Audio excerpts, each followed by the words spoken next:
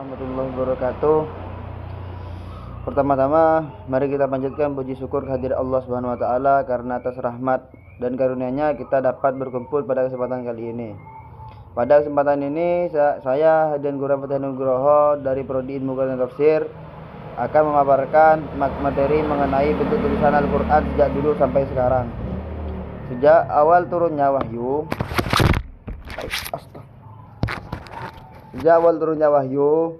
Al-Quran memiliki proses perjalanan yang panjang dalam hal penulisan.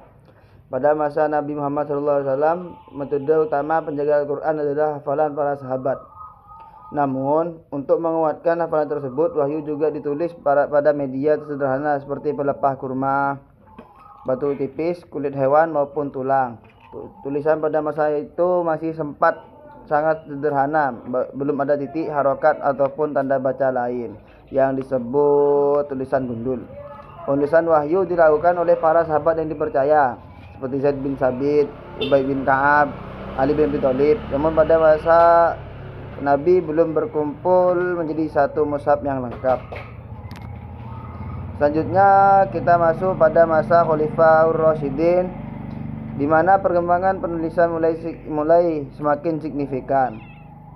Pada masa Abu Bakar, pengumpulan Al-Quran dilakukan secara sistematis, terutama setelah perang Yamamah, di mana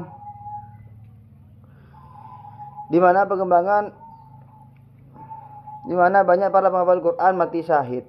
Untuk menghindari hilangnya hafalan, Abu Bakar memerintahkan Zaid bin Sabit untuk menghimpun seluruh ayat dalam satu mushaf. Mushaf ini masih berbentuk gundul tanpa titik dan harokat. Kemudian pada masa Utsman bin Affan muncul standarisasi yang sangat penting karena perbedaan dialek bacaan di berbagai wilayah. Utsman memerintahkan penyatuan mushaf yang kini dikenal sebagai mushaf Utsmani. Beliau juga menyebarkan mushaf standar ke berbagai daerah. Pada masa dinasti Umayyah, barulah dilakukan penambahan titik pada huruf dan harokat untuk memudahkan pembacaan. Pada masa inilah khat atau seni tulisan seperti kufi mulai berkembang. Memasuki masa Abbasiyah, perkembangan tulisan Al-Quran semakin maju. Khat nas diciptakan dan kemudian menjadi standar tulisan Al-Quran hingga kini karena bentuknya yang mudah dibaca. Pada masa ini juga ditambahkan tanda wakaf, tajwid, dan sistem penomoran ayat. Selanjutnya pada masa Mamluk dan Ottoman, penulisan mushaf disempurnakan lagi dengan pengembangan khat naskhi dan tulut yang semakin indah dan teratur. Hingga akhirnya kita sampai pada era modern dan digital. Pada masa 1924 lahirnya mushaf Kairo, salah satu mushaf standar dunia Islam. Kemudian pada 1985 terbit mushaf Madinah yang kini menjadi rujukan global. Di era digital, perkembangan semakin cepat.